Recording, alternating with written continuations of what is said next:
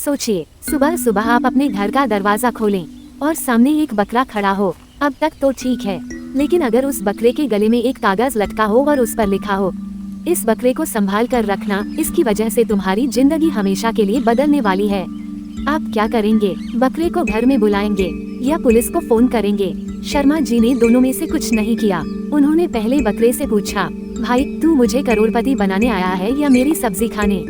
और यहीं से शुरू हुई एक ऐसी कहानी जिसमें बकरा, 5 लाख रुपए, एक चोर और पूरा मोहल्ला शामिल था। लेकिन सबसे बड़ा सवाल था, आखिर उस बकरे ने शर्मा जी का घर ही क्यों चुना? और इसका जवाब कहानी के बिल्कुल अंत में मिलेगा। शर्मा जी एक सामान्य आदमी थे। उनकी सबसे बड़ी समस्या थी, उन्हें हमेशा लगता था कि वो अगले हफ्ते अमीर होने वाले हैं। हर सोमवार वो कहते, इस हफ्ते से खर्चा बंद। मंगलवार को ऑनलाइन सेल देखकर कहते, ये खर्चा नहीं है, निवेश है। बुधवार को लॉटरी का टिकट खरीदते।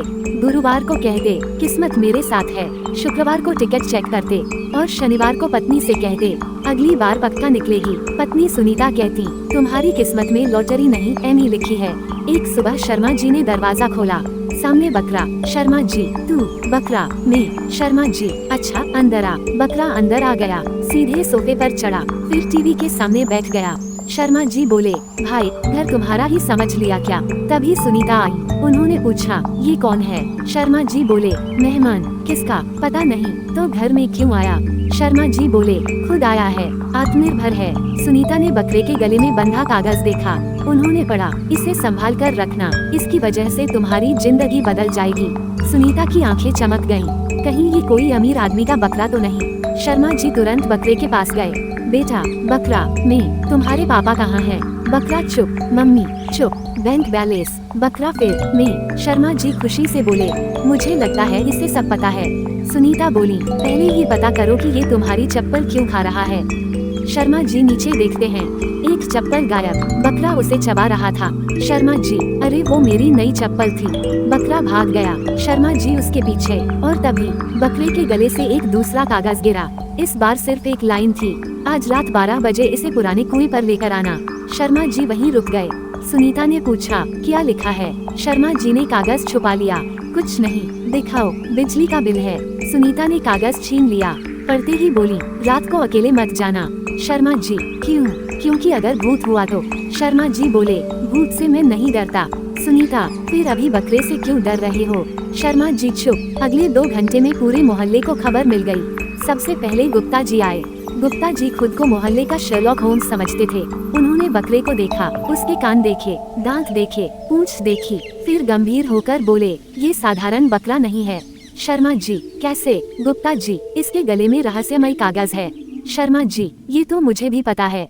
गुप्ता जी, तो फिर मेरी फीस दो। किस बात की? मैंने पुष्टि की कि ये साधारण बकरा नहीं है। शर्मा जी, आपने कुछ किया ही नहीं। गुप्ता जी, अनुभव का पैसा लगता है। तभी बकरे ने गुप्ता जी की पैंट पकड़ ली। गुप्ता जी, बचाओ। पूरा मोहल्ला हंसने लगा, लेकिन उसी समय गली के कोने पर एक काला आदमी खड़ा दिखाई दिया। वह दूर से शर्मा जी के घर को देख रहा था। फिर उसने फोन निकाला और किसी से कहा, बकरा सही जगह पहुंच गया है। अब सवाल ये था, वो आदमी कौन था? रात के 11:55 बज गए। शर्मा जी ने काला कुर्ता पहना, टॉर्च ली, बकरे को रस्सी से बांधा और निकल पड़े। पीछे से सुनीता बोली, डर तो नहीं लग रहा? शर्मा जी, बिल्कुल नहीं। तो हाथ क्यों कांप रहे हैं? ठंड है, अगस्त में, मुझे अंदर से ठंड लगती है। जैसे ही शर्मा जी पुराने कुएं के पास पहुँचे, झाड़ियों से आवाज आई, सर्र। शर्मा जी रुक गए, बकरा भी रुक गया। फिर आवाज आई, कौन है? शर्मा जी, मैं। शर्मा, कौन शर्मा? रमेश शर्मा। अकेले आए हो? शर्मा जी ने पीछे देखा, पेड़ के पीछे गुप्ता जी छिपे थे। शर्मा जी, हाँ बिल्कुल अकेला। पीछे से गुप्ता जी फुसफुसाए, झूठ बोल रहा है। आवाज आई, किससे बात कर रहे हो? शर्मा जी, बकरे से। गुप्ता जी ने अपना सिर पेड़ से टकरा दिया। तभी अंधेरे से एक आदमी बाहर आया, काला कोट, काली टोपी, हाथ में बड़ा बैग। उसने कहा, बकरा मुझे दे दो। शर्मा जी पीछे हटे। पहले बताओ क्यों? आदमी बोला, क्योंकि तुम्हें नहीं पता इसके अंदर क्या है। शर्मा जी की धड़कन तेज हो गई। क्या है? आदमी, 25 लाख रुपए की चीज। शर्मा जी, हीरा नहीं, सोना नहीं। फिर आदमी मुस्कुराया, एक राज। पास। शर्मा जी ने बकरे को और कसकर पकड़ लिया, लेकिन बकरा अचानक छूट गया। वह भागा, आदमी उसके पीछे, शर्मा जी आदमी के पीछे, गुप्ता जी शर्मा जी के पीछे, और कुछ सेकंड में पूरा मामला बन गया। बकरा आगे, चोर पीछे, शर्मा जी उसके पीछे और गुप्ता जी सबके पीछे। बकरा सीधे कीचड़ में घुस गया, चोर भी गिरा, शर्मा जी भी गिरे। गुप्ता जी ने सोचा कि वो बच जाएंगे, लेकिन वो भी उसी कीचड़ में जा गिरे। गुप्ता जी बोले, मेरी नई पैंट। शर्मा जी, आपकी पैंट की चिंता है। गुप्ता जी, हाँ, बकरा तो मिल जाएगा। लेकिन तभी बकरा एक झाड़ी के पास जाकर रुक गया। उसने जमीन सूंघी, फिर अपने सींग से मिट्टी हटाने लगा। शर्मा जी ने टॉर्च मारी, वहाँ एक बैग दबा हुआ था। शर्मा जी ने बैग खोला, अंदर नोटों की गड्डियाँ थी। गुप्ता जी की आंखें बाहर आ गईं। शर्मा जी, हाँ, मैंने जिंदगी में पहली बार सही आदमी का साथ दिया है।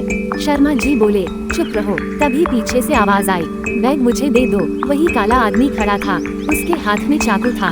शर्मा जी डर गए। गुप्ता जी धीरे से बोले, शर्मा जी, हाँ, मैं भाग रहा हूँ, मुझे छोड़कर, आप दोस्त हो फिर, लेकिन जिंदगी प्यारी है। गुप्ता जी भागने ही वाले थे कि बकरे ने चोर को सींग मार दिया।